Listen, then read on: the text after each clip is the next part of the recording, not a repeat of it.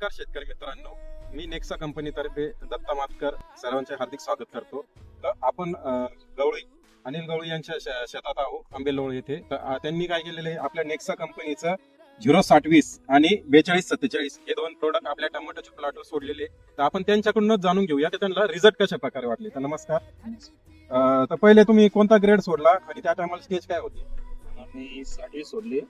60 सोडल्यानंतर झाडाची फुटवे अगदी मस्त झाले आणि काळोखी झाले, डेरेबाज झाले।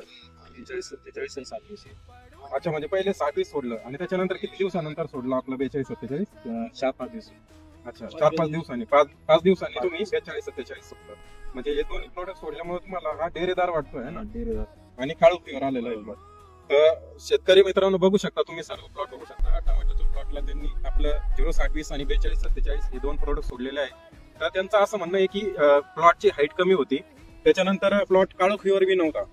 तर तो प्लॉट काळोखीवर आल्यानंतर तो बघा कसा डेरेदार झालेला आहे आणि नवीन फुटवे बी त्यांनी जबरदस्त प्रकारे काढलेले आहे।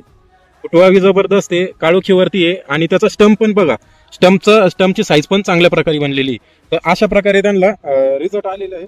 तर जेवढे बी काही टोमॅटोचे शेतकरी असतील त्या सर्व शेतकऱ्यांना सांगू इच्छितो की आपलं नेक्सा कंपनीचं 0620 आणि 42 त्याच्या 5 दिवसानंतर 42-47 या दोन स्टेज नंतर जर का आपण त्याचा ठिबकद्वारे जाऊन दिलं तर तुम्हालाही अशा प्रकारे रिझल्ट भेटू शकतो। प्लस आपण एक काय करतो, T1 टेक्नॉलॉजीवर काम करतो, ते म्हणजे sodium chloride free. Sodium chloride free असल्यामुळे आपण जे तुम्ही की हे स्प्रे मधून सुद्धा तुम्ही हे देऊ शकता। म्हणजे आपली जेवढी काही वॉटर सोल्युबल आहे तुम्ही स्प्रे मधून पण वापरू शकता आणि ठिबकद्वारे जाऊ देऊ शकता।